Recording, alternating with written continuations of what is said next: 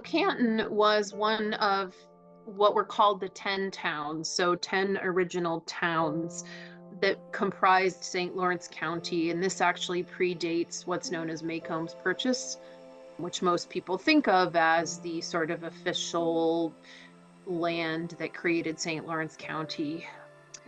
So the original 10 towns actually included Canton, Potsdam, what was then called Cambrai, which is now known as Governor, Lisbon, Morristown, Louisville, Stockholm, Madrid, Oswegatchie, and DeKalb.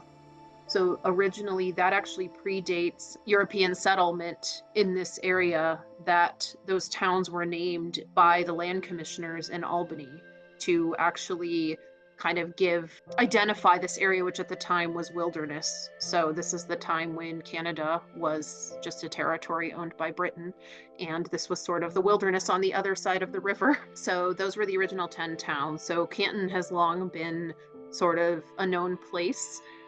Most of the names of towns in the county either were named for the people who purchased the land that they were formed on, or in the case of Canton, Lisbon, Madrid, Stockholm, they were actually named after famous cities in other places, either in Europe or in the case of Canton, in China.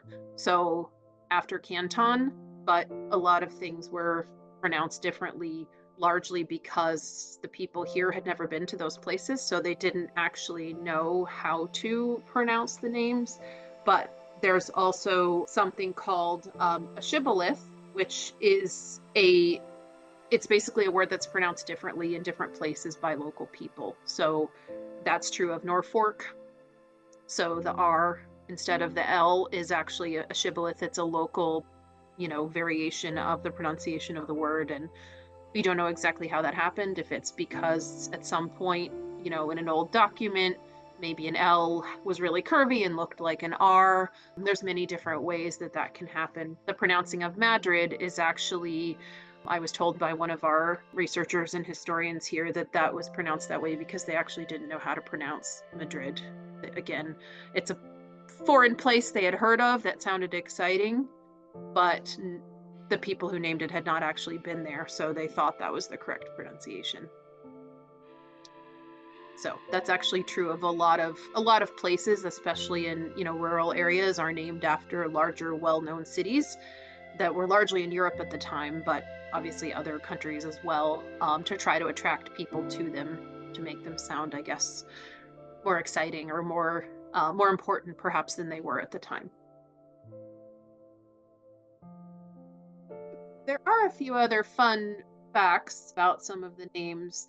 So I'd say about maybe half to 3/4 of the names of either towns or even boundaries of towns have changed since, the 1780s, when St. Lawrence County was first sort of conceived of as a designated area. A lot of the names are not today what they were, more than 200 years ago. So one example of that that's interesting, I mentioned Cambrai was the name for Governor. Well, Governor was actually, then the name was changed for Gouverneur Morris. So it was named after Gouverneur Morris, who was an important figure that Morristown is also named after. So originally Morristown was named, and then the name of Gouverneur was changed from Cambrai. Now, interestingly, Morristown had another name as well, so it comprised a larger area than it is today. The 10 towns were originally tracts of land about 10 mile, like a 10-mile square, and then land was divided, sold. A lot of the boundaries changed based on who owned the land.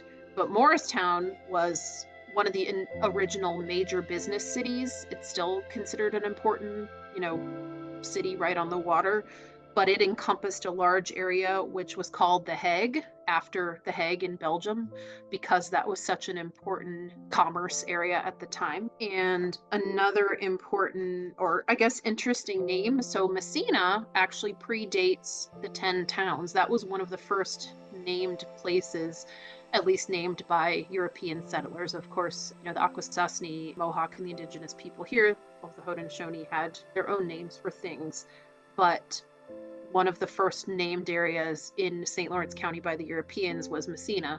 and that was actually named after Andre Messina, who was one of Napoleon Bonaparte's marshals, which is interesting. So there's an area in the county named for, someone who worked for Napoleon Bonaparte. Interestingly, so what we call Maycomb's Purchase, which a lot of people have heard of, and we actually have in our collection here at the museum some documentation, some of the original paperwork, which was basically determining, it was the land grant that kind of created what we think of as St. Lawrence County today. But again, those borders have shifted over time. The Maycomb's Purchase was actually 6 different tracts of land that originally encompassed Jefferson County, parts of Franklin County, and all of that was named after Alexander Maycomb, who was a fur trader and a very wealthy and important figure at the time. But interestingly, he purchased multiple tracts of land that were parceled off, and he bought them for the equivalent of $2.50 of the money at the time per acre, which was very cheap. And it actually caused a lot of controversy in Albany, which was, still even then the sort of center of New York. Very interesting. He ended up going bankrupt and ending up in prison, but there's only one place in the county named after Alexander Maycomb, which of course is Maycomb today.